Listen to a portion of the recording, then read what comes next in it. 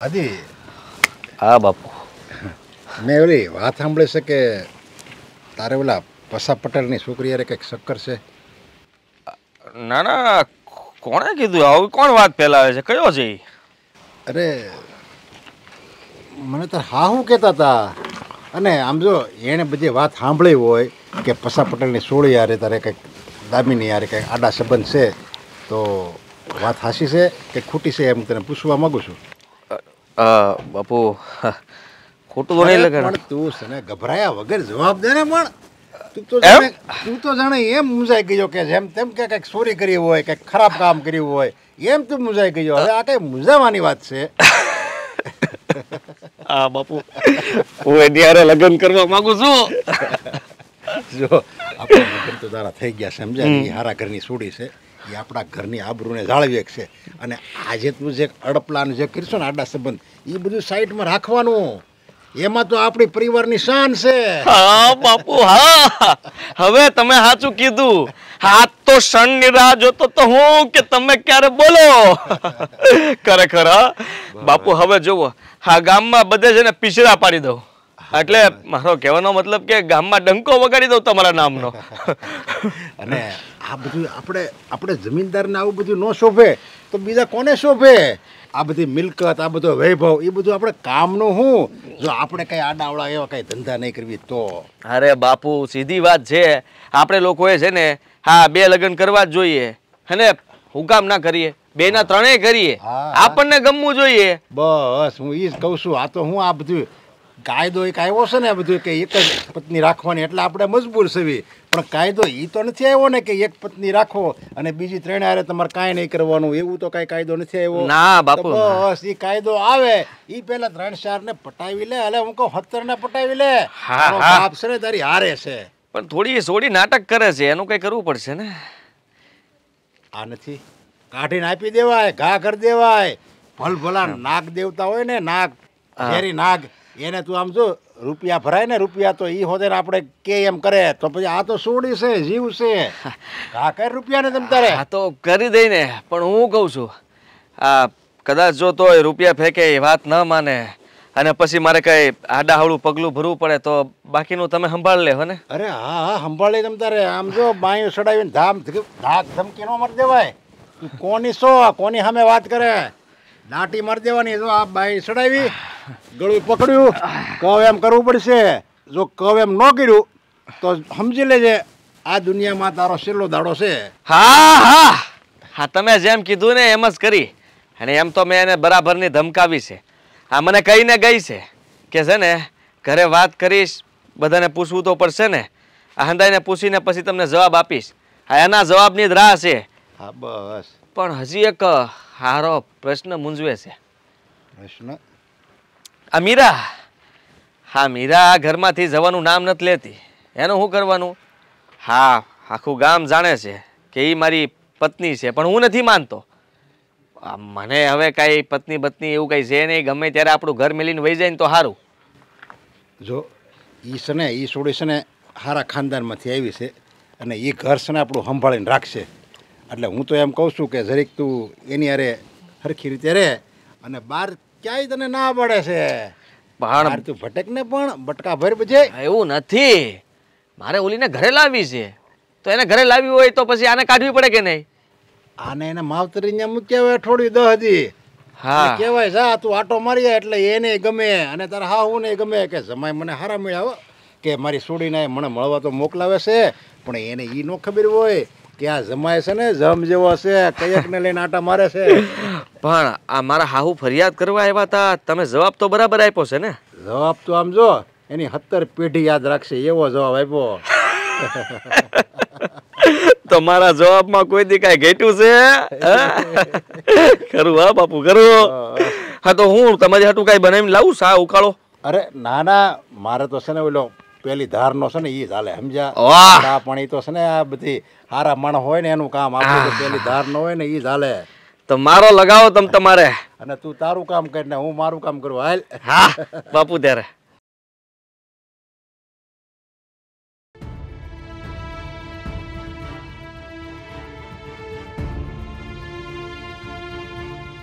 અરે કેમ છો?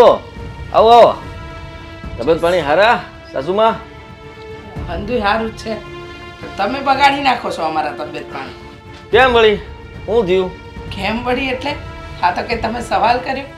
તમને તો ખબર જ હશે ને કે તમે મારી દીકરી હારે હું કરો છો. ના ના જણાવો. જુઓ આદિકુમાર, તમારા બાપુજીને મળીશું, તમારી બાને મળીશું ને હવે તમને મળવા આવીશું. મારી દીકરીને હેરાન કરવાનું છોડી દો. એને આ ઘરની બહાર કાઢવાની ધમકી આપવાનું છોડી દેજો. નહીતર મારાથી ભૂંડી બીજી કોઈ નહીં હોય. હા, ધમકી નથી આપતી, ચેતવણી આપો છો. બહુ સારી ચેતવણી આપી દીધી. રહી વાત તમારી દીકરીની તો જુઓ, મેં તો કહ્યું જ છે ને કે આ ઘરમાં હું દાટ્યું છે. હા, હું એને કઈ મારી પત્ની માનતો નથી. હા, તો લગ્ન કરવાની ક્યાં જરૂર હતી? 4 ફેરા ફરવાની જરૂર જ ક્યાં હતી? જો તમે મારી દીકરીને પસંદ જ નહોતા કરતા તો ગામની બીકે કે તમારા બાપાની બીકે મારી દીકરી હાથે 4 ફેરા ફરવાની જરૂર નહોતી. ના ના ના ના એવું નથી. ત્યારે તો લગ્ન કરવા હતા એટલે કર્યા, પણ હવે સાથે નથી રહેવું. હા, અમારા શોખ જ એવા હોય. હા, મન ફરે ને એટલે પછી વાત પૂરી થઈ જાય.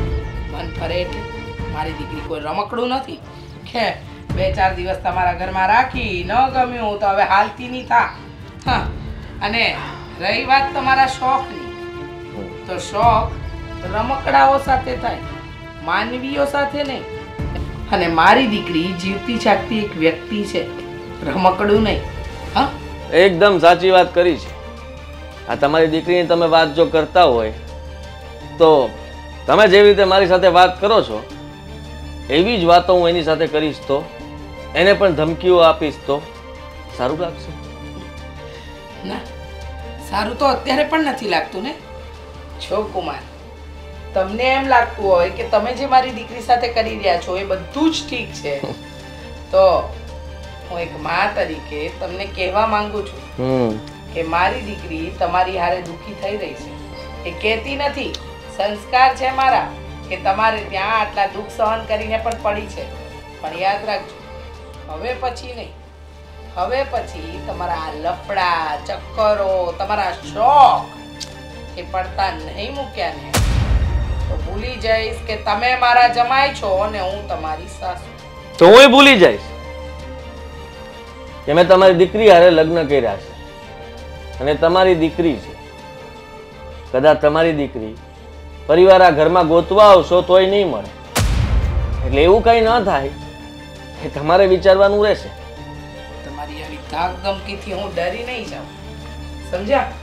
તમને એમ લાગતું હશે ને કે હું ડરાવીશ ને મારી સાસુ ડરી જશે. એ દિવસ દૂર થયા. આદિકુમાર, અત્યાર સુધી તમે જેમ ચલાવ્યું એમ ચાલ્યું, પણ હવે ને, હવે તો હા પાર કે પેલે પાર. મારી દીકરી આ ઘરમાં વટભેર જ રહેશે.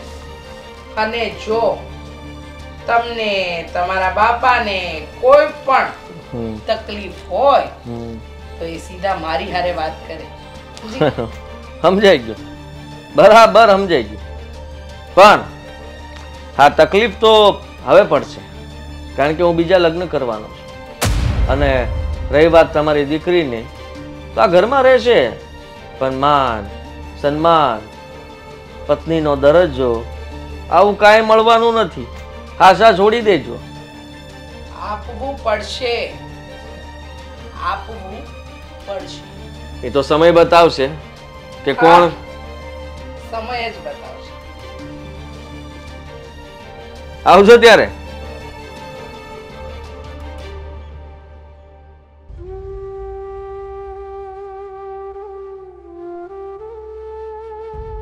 સારું થયું તું અહીંયા મળી ગઈ.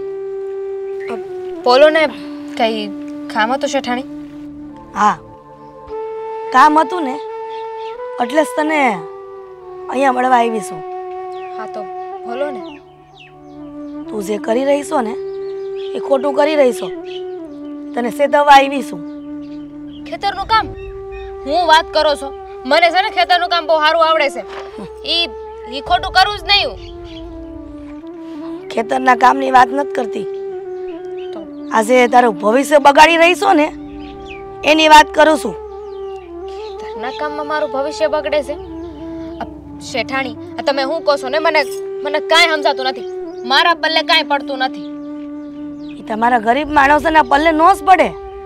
આ પૈસાવાળાના છોકરાઓ તમારી યાર આડા સંબંધ રાખે ને એટલે બધા એવા જ વિચારો હોય. હું કીધું તમે? પૈસાવાળાના છોકરા અને અમે લોકો ગરીબ. શેઠાણી, તમે સરપંચના પત્ની છો, માનું છું, પણ અમે ગરીબ છીએ ને એનો મતલબ એમ નહીં કે તમને મનમાં ફાવે ને એવું બોલ્યા કરો. હું વાગશે મારો ઈઝ કે તું મારા દીકરાને છોડી દે. હું કામ એની વાહે પડી છો? અમારી વહુ બસારી કઈ બોલતી નથી એટલે હું કોની પાછળ પડી છું? મારા દીકરાની. હે ભગવાન, આ તમને આવી ખોટી ખોટી વાતો કોણ કરે છે? કેવો મને. અને બીજી વાત, હું તમારા દીકરા પાછળ નથી પડી. તમારો દીકરો મારી પાછળ પડ્યો છે, મજબૂર કરે છે મને હેરાન કરે છે ને કહે છે કે હું એમને હારે લગ્ન કરી લઉં. હવે એમને વિચારવું જોઈએ ને કે એમના લગ્ન થઈ ગયા છે. તો તારે ના પાડી દેવાય ને. હું કામ ના પાડતી? લો, પાછી ખોટી વાત કરીને. અરે મેં એમને એવી કઈ વાત જ નથી કરી. અને મેં છે ને આદિત્યભાઈને કહીને કહી દીધું તું કે આદિત્યભાઈ? હા, હું તો ભાઈ જ માનું છું, પણ આ તમારો દીકરો એ સમજવા તૈયાર નથી. મારો દીકરો નો સમજે તો કાંઈ નહીં. સણ તો બધા આવા જ હોય. ગામની છોડીઓને સમજવું પડે. લે બોલો, તમારો દીકરો આવીને મારી સાથે આવી ગંદી ગંદી વાતો કરે છે અને તમે તો મને કહી રહ્યા છો આ તો ઓલા જેવી વાત કરી નાખી ને, ઉલટા ચોર કોટવાલ કો ડાટે. મને ભાગ વગરની તમે આવું બધું કામ સંભળાવો છો? તમને ખબર છે ને કે ભાગ તમારા દીકરાનો છે, પણ છતાંય તમે આવીને મને સમજાવવા લાગ્યા કે મારો વાગ છે, મારે ચેતવું જોઈએ. તમે તમારા દીકરાને કેમ નથી સમજાવતા કે એમને ગામની બોનું દીકરીઓ અરે આવું ના કરવું જોઈએ? મારા દીકરાને ઘણો સમજાવું છું, પણ એ સમજતો નથી. નથી એના બાપા સમજતા કે નથી એના બાપા એને સમજાવતા. જુઓ કાકી, કઈ હકો ને કાકી? હા બોલ, હું કેવા માંગસ? મારાથી છે ને બનતા બધાય પ્રયાસ મેં કર્યા છે એમનાથી દૂર રહેવાના, પણ હું જે આયેલી જતી હોય ને ત્યાં તમારો દીકરો વાહે આવે તો શું કરવાનું મારે? હવે ગામ મેલીને જતું તો નથી રહેવાતું ને. વયું જવાય. જો મારો દીકરો હેરાન કરતો હોય તો આ ગામ મેલીને વયું જવાય. કોણે રોક્યાસ તમને? પણ તું મારા દીકરાથી દૂર રહે. અમારી વહુ બસારી ક્યાં સુધી સહન કરશે? જ્યાં સુધી તું આ ગામમાં રહીશ ને ત્યાં સુધી તારી માએ ફર્યા કરશે. હું તો ગામ મેલીને જતી રહીશ, પણ માણસની આ કરતું તો એમની આદત હોય ને એ ક્યારેય ના બદલાય ને તો ખાલી માણા. હું જતી રહી, કાલે સવારે કોઈ બીજી બોનું દીકરીઓની આરે એવું કરશે તો કેટલાને ગામમાંથી કાઢશો? અને વાંહે છે ને આ બધાને કાઢતા તમે, તમારો દીકરો, તમારી વહુ, તમારું પરિવાર એક બચશે, બાકી ગામમાં કોઈ રહેશે નહીં. એટલે તું એવું કહેવા માંગે છો કે તું આ ગામ છોડીને નહીં જાય અને મારા છોકરાને નહીં મેલે એમ ને? પહેલી વાત તો છે ને હું આ ગામ મેલીને ક્યાંય નહીં જાઉં, ને બીજી વાત આની પહેલાંય કીધું ને હજુ એ કહું છું, હું તમારા દીકરાની વાહે નથી પડી.